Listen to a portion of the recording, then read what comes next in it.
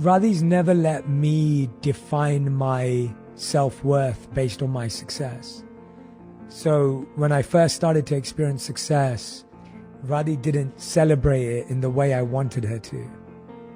And I'd wanted my wife to be my number one fan and my biggest cheerleader. And she wasn't for my career.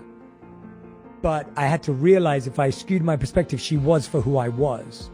So if it came to my character, that's what she was backing. I think we all want to be loved for who we are and not loved for what we achieve. I did start listening to your podcast last year, though. I mean, that's...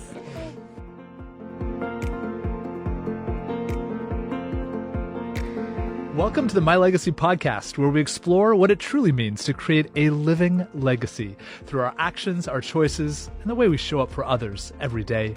We're honored to be joined by Jay Shetty, global best-selling author and purpose-driven entrepreneur whose wisdom on love, mindfulness, and personal transformation has reached millions through his #1 podcast, On Purpose.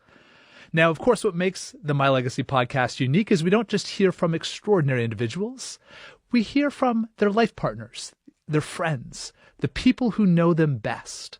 And we're beyond lucky because Jay is joined today by his incredible wife, Radhi Devlukia. She is a nutritionist. She is a best-selling author of Joyful. She is the host of her own podcast, A Really Good Cry. I love that title. She's a powerful force for wellness, for conscious living, and for joyful cooking. Welcome to you both. Oh, thank you so much. Yeah, we're so grateful to be back with you and reunited with all of you. Thank you so much for having us. We're so honored and so grateful. Truly, it was such a wonderful to be in your presence a year ago now, or is it even longer? It was about a year ago. Yep. It was about a year ago, I feel. Yes. And so wonderful to be reunited. And I wish we were meeting Radhi in person too. I know. We'll settle for this. Okay. Yeah. And we must do dinner when we're all on the same coast again. We would together. love that. Yes. We would absolutely love that. Yes. Well, Jay, on that note, because we gotten to know you over, probably a decade now, but we don't know Radhi as well. So if I can put you on the spot, the two of you have created this incredible relationship based on conscious living, on purpose, on joy. So how did you first meet this incredible woman, and how did you know that she was your person? So the interesting thing is the first episode of my podcast On Purpose ever was me and Radhi telling this story together. And I always wanted to start the show at a really authentic, genuine, conscious place. And I thought, why not do it with the person who knows me best and knows me most deeply? And so the long story short version is I was in my final year of college and I knew that I was going to become a monk after I graduated. And I would go to my local temple to serve and assist on the weekends just to stay out of trouble. And when I was doing that service, I was asked to show a woman around who was around my mum's age with different chores and different practices at the temple. I'd never been asked to do this before. This was the first time. I showed her around. She was very sweet. And then at the end of it, she said to me, I have a daughter that I'd love to introduce to spirituality and meditation. And I said, well, I'm going to become a monk, so I can introduce her to my younger sister who's also involved in the community. And why don't you bring her in? And so, that week she brought her in, and it happened to be my wife's mom, and Radhi was her daughter who came in. And I introduced Radhi and my sister. And I remember seeing Radhi and thinking she was the most beautiful woman in the world. And I thought, no, focus. I need to go and become a monk.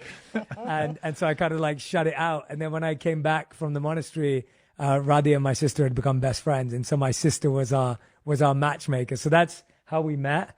And then how I knew she was the one. It's really interesting. Someone asked me this question recently, and I think I gave at least what I believe to be a truthful and honest answer, and is that I don't know if you ever know. I think you commit and invest to building something together, and because the other person also wants to commit and build and invest in you, and that's what makes them the one. And I really believe that it's quite naive to think when you meet someone or when you move in with someone or when you marry someone that this is going to be the person you're with for 3 or 4 or 5 decades in today's world. And so for me, I know that Radhi's the one because she invests every day today more than even when we started. And that's something that I can only discover today. And I couldn't have known 12 years ago when we first got together and 9 years ago when we got married. I couldn't have possibly known that.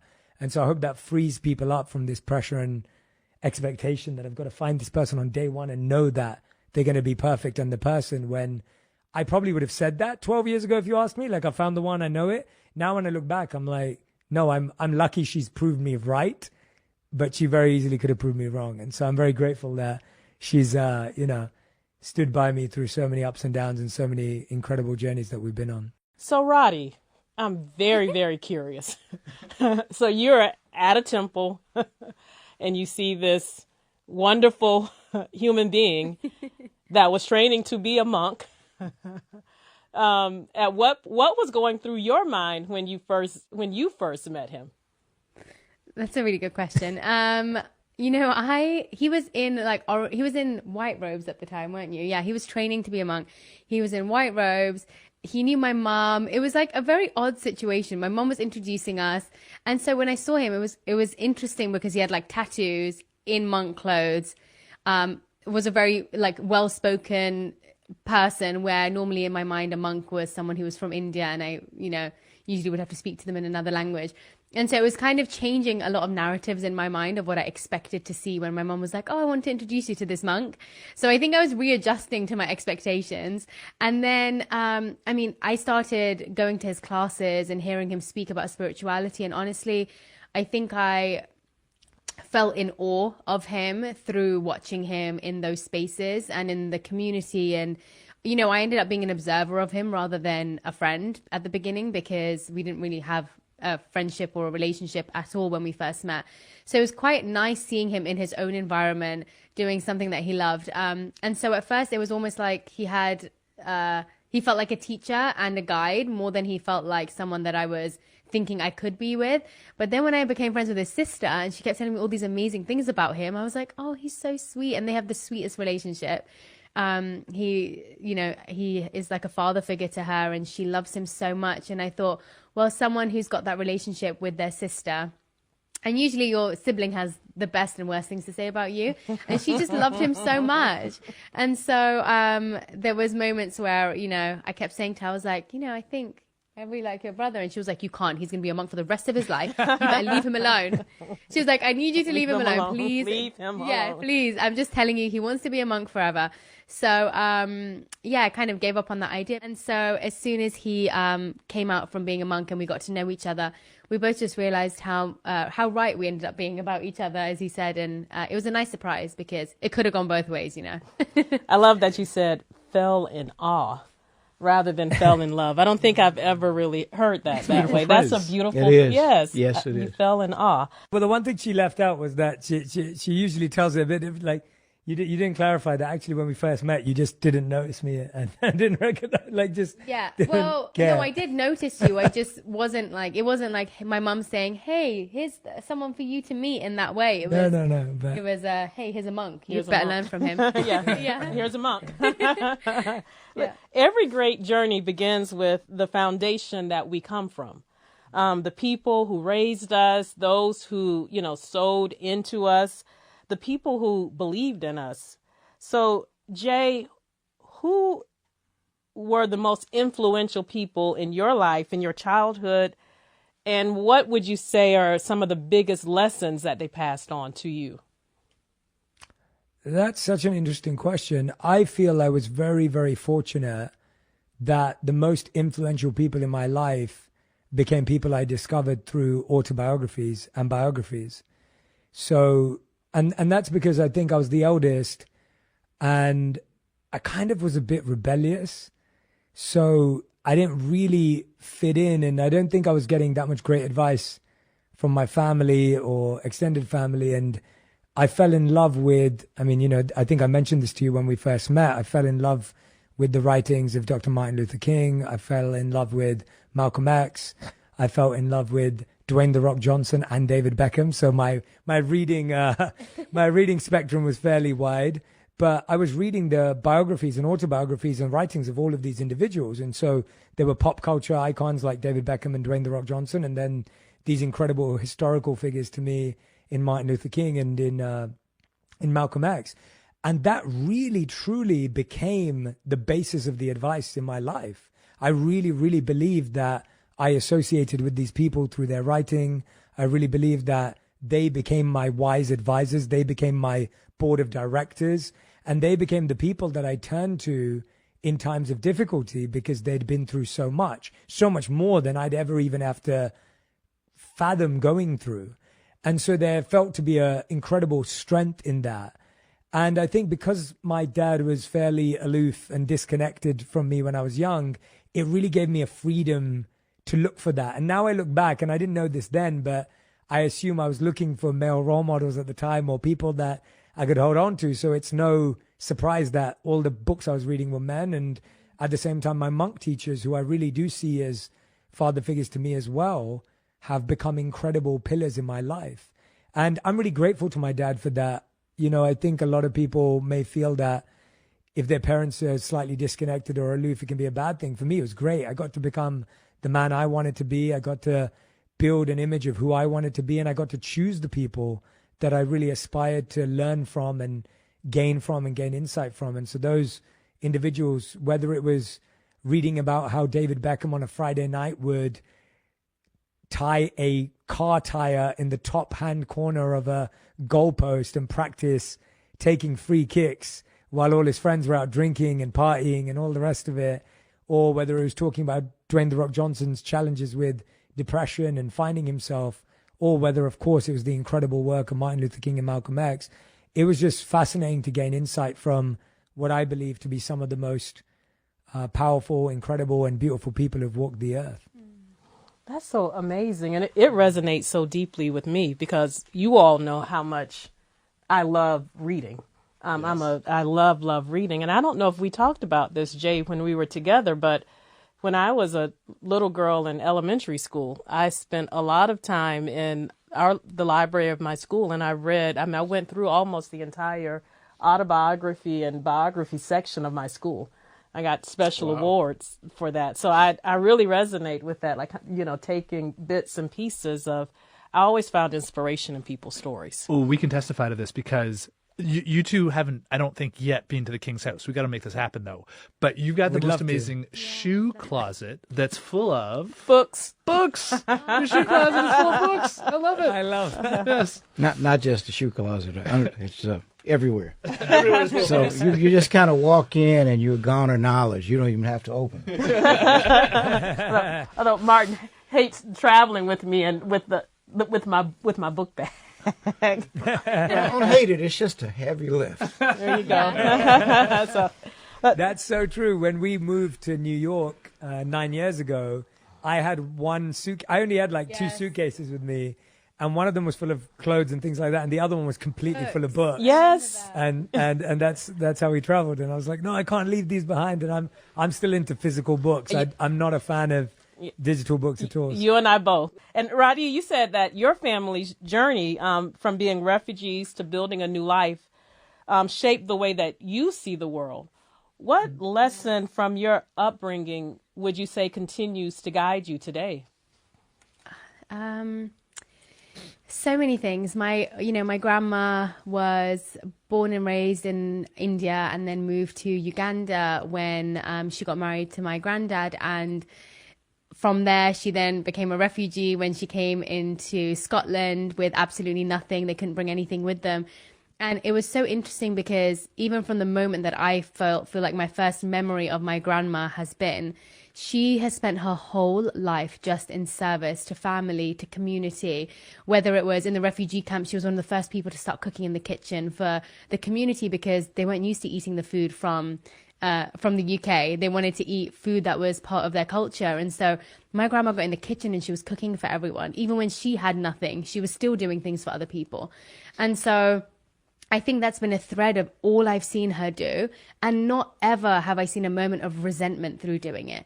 And I always think about, you're doing too much or beyond your capacity when you start becoming resentful or feeling like you deserve something back for doing what you've been doing.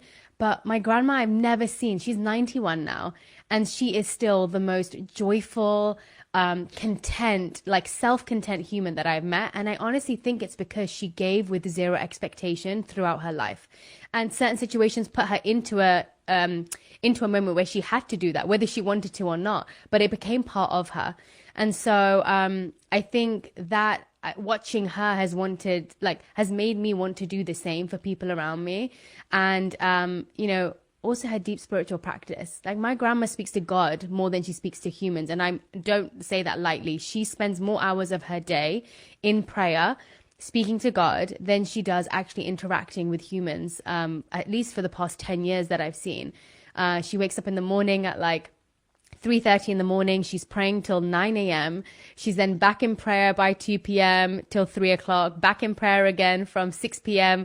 till 8 p.m. and then again in the evening before she goes to bed. And so I think you can only really give that to people when you've given yourself that deeper connection to God or the universe that's empowering you to be able to actually give to others in that capacity. So those are just a couple of the things, but yeah, so many things. And my mum and my dad both emulate that same nature too. From my experience, it's often the struggles that define who we are.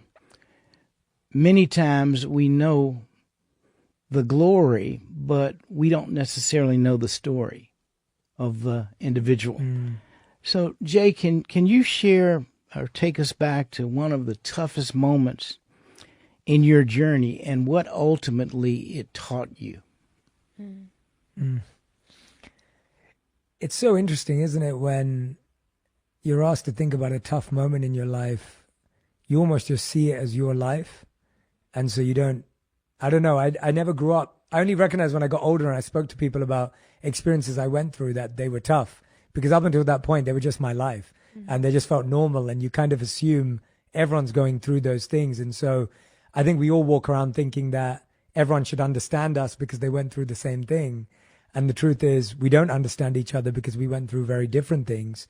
And until you meet someone who's gone through something that you can connect with or resonate with, it's really hard to reconcile it. I think for me, a big part of it was that I grew up in a home that I mediated my parents' marriage. And I would say that that was the most challenging thing growing up, because I didn't wake up to a great environment. And I think for me, that made me who I am today. And so I have a lot of gratitude for that and appreciation for that. But I think a lot of people see me and the work I do today, and they often see the marriage I have with my wife today and our connection and relationship. And it comes from just having a long list of what not to do. And so I think often in life, you could get an amazing experience. And when you get that, you should write down everything you should do. And sometimes you're going to get a really painful experience. And in that, you should write down everything you should never do. And so partly what I'm grateful to have today is a list of what not to do in a relationship. And I'm very grateful that I got those lessons and those messages, because they allowed me to really be conscious about who I wanted to be, what I wanted to build, how I wanted to grow. And so that was very, very early on in my life. And I really believe that today, the reason why I have the ability to listen to people and their pain, and why I feel empathetic and compassionate to pretty much all experiences, is because I remember doing that for my parents. I remember listening to my mum for hours and hearing her challenges and recognizing that they were real. And I remember sitting to my dad for hours and recognizing his challenges and that they were real. And what it taught me was to look beyond the person and find context to how they became that way. And I think this is what we often don't think of. We think, why are you that way? But we don't ask the question, how did you become that way? Or what happened to you that's where you are today? And I think that's a better question. And I think when I started to look into the pasts of my parents, I started to notice so much more information and experiences and pain and stress that they'd been through that had made them that way. And so I felt very grateful to be loved by both of them, and to this day feel my mother's unconditional love in the most special way. But being there for both of them was a really interesting challenge growing up. But it's why I do what I do for a living today. So I'm not mad about it. Well, Jay, we're so inspired by that context of how you've become such an incredible voice. Radhi, I wanted to ask you a question. You've dedicated so much of your life to helping others heal. What's a moment in your life where you've had to heal yourself? That's a good question. I feel like I'm healing on a daily basis, but I'd say a place where I felt I needed the most amount of growth and noticed the most amount of growth was when me and Jay first got married. We moved to New York, and it was the first time I'd really moved away from family, moved away from home, moved to a place where I pretty much knew nobody, and we were starting from scratch. And I grew up as the youngest child where most things were done for me. Whether it was like me doing my homework late, my sister would stay up late and help me. Whether any decision I would make, my mum would help me make it. You know, I really wasn't used to doing things for myself or by myself. And so when we moved to New York, I also had been studying for a long time, only to move with Jay to have a spouse visa where I couldn't work.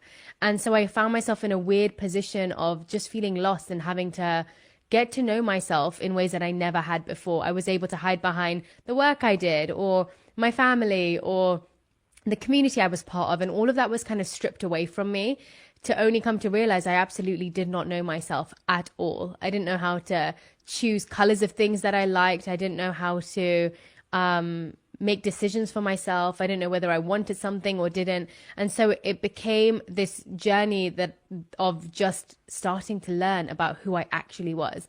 Like I grew up just thinking I wanted what my family wanted, or I liked what my sister liked, because I didn't spend the time to really get to know what my wants or needs were. And so I spent a lot of my time in New York walking around, crying down the streets, which seemed really normal in New York. No one seemed to care. And then having to do some seriously deep work of figuring out what is it that I like and dislike and want in my life. And so I'd say that took a lot of healing, because I had to also unlearn things that I had, I thought that I knew about myself based on other people. And I had to realize that those were all views from others and perceptions of others that I had to step away from, because maybe I didn't want that narrative of myself and I wanted to create a new one. So, yeah, I'd say that was probably the time I've had to heal the most. I love that. That's beautiful. It's interesting, too, because so we have an eldest child married to a younger child. Yes, yes, exactly. So you're making it work. Yeah. And as I'm hearing your idea, I think that obviously all of our stories are so unique, but I do think that what you just shared is so indicative to a lot of women as well. You know, kind of definitely. finding our voices, finding what it is that are, aligning to our desires and honoring our desires. And so I think that was a beautiful share. And I think that so many women in particular can find themselves within that story. No, I was just thinking about, I think we go through this ebb and flow of being lost and found regularly. And I always used to think that once you figure out what you want to do or who you are, it's just an upward trajectory. But I've realized that you end up, when you end up realizing that being lost is part of life's journey, like you are always going to feel a little bit lost as you go along life, because experiences happen, things happen that you don't expect to. You realize that it's actually part of it. It's not an obscure thing that only you are going through, because I feel like I've gone through moments of feeling really found and understood to only feel really lost again. And then I feel really in my purpose and in my power, and then I feel lost again. And so I think that ebb and flow is something that we have to realize is actually just part of it. I don't think it is. I don't think it's the exception. I think it is actually the rule of life, and it's part and parcel of it. Yes, I love that. I think also that's almost the progress as it relates to humanity in a way. I think we think that progress is linear. But it Yes, really yes. is. It is more in the ebbs and flow and keeping hold to that vision and that the dream that's inside of you. So, okay, we know the challenges of working with your partner. There's challenges? Really? Are you serious? Oh, you my know, goodness. it's wonderful. Martin's just smiling. He's not saying a word right now. You're like, it's so wonderful. All the time. All the time. Every day. How do you all navigate through those challenges? How do we deal with working with each other? I noticed very wisely Jay's deferring the question. I know. He's like, let me see what she says before I share my perspective. Martin's not. I would say, the good thing is we both have extremely different skill sets. Like, we are very different humans. And so what's great in that sense is Jay handles a lot of the things that I don't want to. Or don't have the skills to, I would say. Like, he's really good at the business side of things, and I really enjoy the creative side of things. And so, especially for the main project we work on together is Junie, our tea company. And so he does a lot of the business management calls. Is that what you'd call it? Sure. No, like the finance stuff and what else would you call it? Strategic stuff. The strategic stuff, yeah. And I really like doing the creative, working with the team to do events and building the brand, the flavors of the flavors, the intricacies behind what we actually put into the product. And so honestly, we're not often on the same calls. And so we do work together, but I wouldn't say. So that's the secret. That's the secret. Yeah. We've only ever, the only thing we've ever done together work-wise is our tea company, Junie. And that was really exciting because that was something that we shared in common. We both wanted to drink drinks that didn't have sugar. So we wanted to build a 0-gram sugar drink. We wanted something with low calories, so it only has 5 calories. We wanted something that was filled with ashwagandha and reishi mushroom and all these things that we know we should be taking. And so that's why we focused on that. But the reason why it is easy to work on it together is because we founded the company many years into our marriage.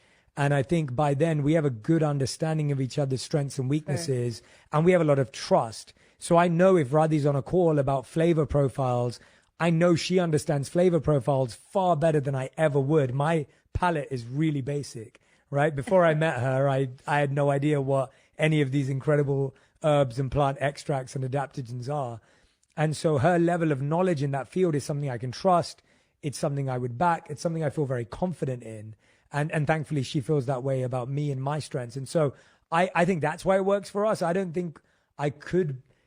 I think I'd find it hard if we had similar skill sets and we were constantly debating and figuring it out. I quite like the divide and conquer. So.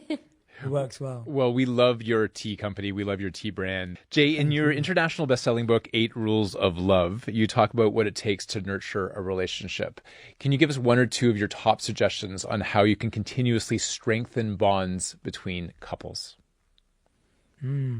Should be asking all of you this, but I'll try my best. I'm sure there's a lot more wisdom on that side of the table, so I feel underqualified. But I would say one of my favorite ones is, I have a chapter in the book called Your Partner is Your Guru. And what I mean by that is that not that they're an authoritative, judgmental, dictatorial individual, because that's not what a guru is. A guru is someone who's dedicated to your growth, who's committed to helping you find your path, and who's patient while you do it. That's actually what a guru is, especially in the Eastern traditions. And one of my favorite things about that is that your partner is really a mirror. And the challenge we have in relationships is that the right partner holds up the mirror in a non-judgmental way. But we're so convinced that the mirror is broken because we don't like what we see that we reject them. So we reject the one person who actually has the ability to help us grow. And so Radhi has been completely non-judgmental, empathetic, and compassionate about my health journey. When I met Radhi, I was addicted to sugar. I ate a lot of fried food. I was fairly unhealthy physically. And because I had a strong mind and meditated daily and felt like I'd got somewhere with that journey, I felt like my body almost didn't matter. I almost felt like it was a afterthought. And she didn't teach me by telling me I was wrong and that I was wasting time, that I was being lazy and that I should work out more, because none of those things would have helped me, because my ego would have come to my defense and been a shield and pushed back. And I would have been affected by that, like I think we all are. Instead, she set the example. She's worked out every day I've known her. She's eaten a clean diet. She's always cooked healthy food. She encouraged me and educated me in the challenges of how I was living without making me feel bad about them. And she's been my guru for my health. And so to me, when your partner's your guru and you allow your partner to teach you in a non-judgmental, non-confrontational, non-finger-pointing way, that is the person who can help you grow. There's no one on planet Earth who could make you a better human being than the person you spend the most time with. So that your partner's your guru is probably one of them. And I think you said a couple. I would add that the problem is we often want our partners to change. But what we don't have is the patience that it takes to watch them change. Mm-hmm. And we also want them to change into the people we want them to be, not the people that they want them to be. We see their potential and we say, you must rise to this. We see the possibility and we say, you must reach this. We see the result for them that we've projected and we say, if you don't get to this, you've failed. And never have we asked them, who do you want to be? How do you want to live your life? What are you trying to accomplish? And it's really interesting to me that we believe just because we want to invest in them, that care is greater than their ambition. And I think we work so hard. We want to be their savior. We want to be the person to solve all their problems. We want to be the person who fixes everything for them just to feel good about ourselves. We don't actually want them to be happy. We just want to be happy that we're doing something for them. And so we don't really give them the patience, the time, the energy to find who they are and move in that direction for themselves, because we want to feel like we're helping, we're fixing, I'm here to solve all your problems. And in that, you try to be the person who saves them, but actually you push them away. So those would be my two biggest things that I think if we can, on the first hand, learn to be a guru that's non-judgmental, and on the second hand, learn to be patient and let people become who they want to be, not try to make them who we want them to be. I love that on a personal note, because I'm going to own that. And I think a lot of guys who are husbands need to own that, just being radically transparent, because you called it as it is. Like, it is this male desire to want to help, to want to protect. And so often it is that instead, that patience, that sitting in it. And I love that phrase. I wrote that down. Like, the idea of supporting who they want to be, asking them, who they want to be, and then supporting them with that patience on that journey, not wanting to help, not wanting to protect, even though it comes from a good place, just giving the space. I just, so many husbands out there, anyone who's listening who wants to play that clip back on social media for someone in their life to sit with, I just want to encourage them to sit with that for a few minutes. I love the honesty of that advice. Well, and the partner is your guru is just so profound. Yeah, it's changed my life. I didn't know all this before I got married. I think you figure it out when you are married, and then you start learning how much it has to teach you and how much better you have to become because you love someone. And I think that's the difference. The right person inspires you to want to become better, not want to make them better. Like, I think we're constantly worrying about, oh God, they're not doing this and they're not doing that and they're not doing this. And the right person makes you look at yourself and go, well, I'm not doing that. So let me start there. This is a very simple thing, but it's very important. I rarely get sick, and I'm blessed and fortunate. But a lot of that in my mind is because every day, not a day goes by that Arndrea doesn't put out vitamins for me. Now, I would like to be, that's a simple thing. I'd love to be able to do that, and I will get there. But that constantly reinforces, when your partner loves you so much that they're very concerned about your being healthy, being able to go out into the world as many of us have to do. So I want to ask you both, what simple thing does your partner do to show that they love you? Oh my gosh.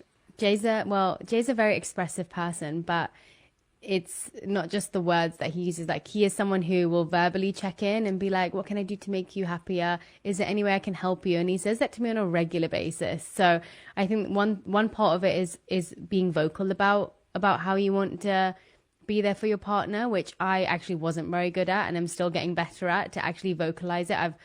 In my mind, I see myself as more of an acts of service, which is how I've seen my parents be. So I'd be like, oh, but in my mind, I've cooked a meal and I've done this little thing, but sometimes you realize that actually having those vocal moments are really important, and how much that makes a difference in a relationship. But then in action, it's like the little things of, even if he's just sat down when I've sat down and I need something, he'll get back up. Like, if I won't get back up, he'll get back up to get it for me.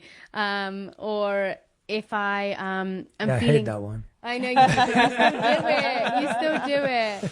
And it's those little things where you just notice someone going out of their way for you, because not many people want to go out of their way for you.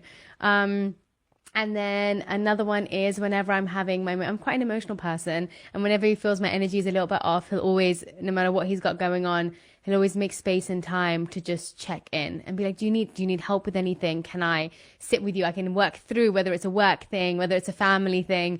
He always creates the time and space, no matter how busy, to have those moments of connection if he feels like I really need it. And so, I could probably go on, but I'll leave it there. Those are a couple of them, but yeah, there's so many different ways he expresses himself, actually. Jay? Yeah, so many as well. I think for me, the biggest one is, I think when we first got married and we moved to New York, and then we were kind of there for a couple of years, then moving to LA, and we've just been through so much change, and change that wasn't anticipated or expected. So change that we both had planned to live our whole lives 15 minutes from our local temple in England and 5 minutes away from Radhi's parents' home. And actually, that was one of her requirements for us getting married, was that she could be a 1 mile radius away from her parents' home. And I'd committed to that, and I genuinely had committed to that. It was something that I thought was very real. All of our friends were in that area, families in that area. It made sense. And then all of a sudden, my career took a turn in 2016 when this part of my life started to grow, and it's continued to for the 9 years, thankfully. And if I'm completely honest, that was completely not part of the plan, not my plan, not her plan, not our plan, but it was what I couldn't even have dreamed of. And not once in the last 9 years has Radhi ever said to me, look what I gave up for you. And oh God, I could cry saying this, but it's one of those things. It's like, I know how much her parents mean to her. I know how much her family, friends mean to her. I know how much London means to her. And for her to move away, for her to give that up when we didn't have clarity, like, we're very fortunate today to have a wonderful life, but getting here wasn't easy. I was away a lot. I traveled a lot for work. I was building things, moving around, and never once did she say, I gave this all up for you. You're never around. You work too hard. And I think that kind of trust, without nagging, without making someone feel bad, when I was already carrying the burden of it myself. And I think that's the feeling that makes you feel loved, where you're like, I was already feeling that way myself. So if she would have said it to me, it probably would have broken me. But the fact that she didn't feel that she had to say it to me makes me feel loved. So not blaming, not shaming, not pushing, not prodding is it feels like a small thing, but actually it's huge. And even at the most difficult times in our life, whether we were financially struggling, struggling with moving, changing, whatever things were going on in our life, every time I'd update her on what would happen, she'd always say, I trust you. And hearing your partner say that when you don't even know what's going to happen next is the greatest sign of love. And so, Radhi decided to date me and commit to a relationship with me when I had nothing to offer but myself. And so that's a pretty big thing. She could have married anyone she wanted to marry. And so her decision to be with someone who didn't have even a secure job when we first started dating, and, you know, someone who'd been in the monastery for 3 years and didn't have any sort of savings or any sort of plan, I think it shows her character and her ability to, you know, go beyond material things. And the more recent one, I mean, I could go on as well. I think the more recent You don't one, need to go on. Radhi's never let me define my self-worth based on my success. So when I first started to experience success, Radhi didn't celebrate it in the way I wanted her to. And I'd wanted my wife to be my number one fan and my biggest cheerleader. And she wasn't for my career. But I had to realize, if I skewed my perspective, she was for who I was. So if it came to my character, that's what she was backing. She wasn't backing me because of my career. And that helped me detach from valuing myself based on the success of my career, because I think that's what I would have done and what I would have wanted if she had fallen in that way. And so her lack of validation for my career was the greatest validation for He's my like, character. I'm not caring. I'm It's not just caring. been great to humble but I me. mean, you know? I think it's a huge thing. And again, Craig, going back to the men point, I think a lot of men, like, we want our partners to be like front row. We want them to be the cheerleader. Like, we've got that culture. And I'm not saying that my wife isn't my cheerleader in that, but I'm saying your wife's cheerleading your character, not your career. That's better. Because the career's up and down. Like, the career's going to do whatever it's going to do, but your character's who you are. Like, what do you want to be loved for? Do you want to be loved for the amount of followers you have? Or do you want to be loved for who you are and how you show up and what she believes you represent? And so I think it's genuinely, we're laughing about it and it can have funny connotations, but I want to clarify, like, the point is, I think we all want to be loved for who we are and not loved for what we achieve. I did start listening to your podcast last year, though. I mean, that's... I'm joking. You guys are hilarious. I love this. Well, and Jay, I love that your voice was cracking, like the sniffles. No, I should have known. Going like, stop, you don't have to keep going. I can see like Radhi's eyes starting welling up. The two of you, it's awesome. You're a great lesson in the languages of love, and acknowledging that we all love different ways and we receive love differently. And the ongoing challenge is to find the love language of your partners or your children or your work, because and what I keep hearing is that you all do that. You all kind of ask, of what language does Radhi speak and show love, or what language does Jay speak, and then how can I show them love in my language? And I just think that's such a beautiful, beautiful thing. And we're just getting started with Jay and Radhi. Jay and Radhi's journey isn't just about love, it's about becoming the best version of yourself. Next week, we shift from love to life's greatest lessons, what they do for their own mental health, wellness, and the unexpected daily habits that keep them grounded. If you think part 1 was insightful, just wait until you hear part 2. Trust me, you won't want to miss it. Join us next week for part 2 of My Legacy. If you enjoyed today's conversation, subscribe and share the podcast with friends, family, and loved ones, and follow us on social media at My Legacy Movement. At the heart of this podcast is Dr. King's vision of the beloved community and the power of connection. This podcast is a testament to that vision and the product of collective effort, enriched by the voices, stories, and support of so many. My Legacy Podcast is available on the iHeartRadio app or wherever you get your podcasts.